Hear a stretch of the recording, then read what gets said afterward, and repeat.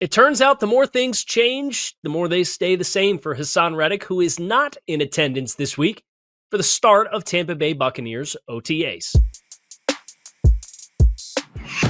I'm Kyle Krabs with A to Z Sports, and it wasn't all that long ago that Haason Reddick was considered one of the hottest pass rushers in football. He had the innate ability to disrupt the game in big moments and was a game changer for the Philadelphia Eagles.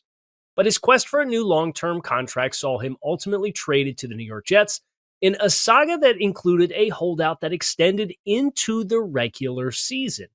Reddick, after that disastrous year last year in New York, signed a one-year, $14 million contract this offseason with the Tampa Bay Buccaneers. But as OTAs have kicked off this week, Haason Reddick is nowhere to be found. And Todd Bowles put on a brave face in front of the media on Tuesday, stating, "I'm sure one of these days we'll see him." And the Bucs are probably wise to assume that Reddick will indeed show up once things become mandatory. Let's be totally fair.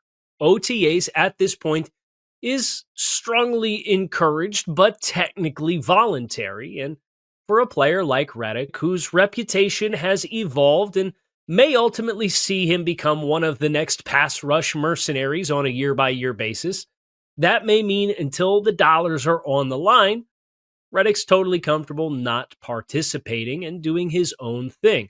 There's been more than one pass rusher in recent history who has been content to not even sign with a team until the start of training camp, intent on maximizing their earnings potential while not having to do all of the extra off-season bells and whistles. At the end of the day, rushing the passer can be boiled down to your ability to beat an opposing offensive tackle on a 3rd and 7+.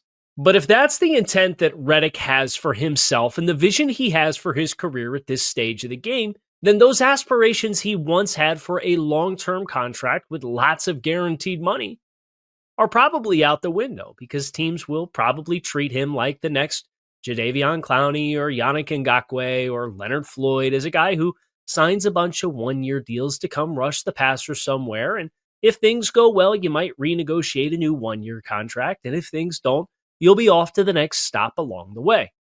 There's nothing wrong with that. And there's plenty of NFL players who have made successful livings with that approach. But Reddick's focus when he held out from the Jets was to secure a long-term deal.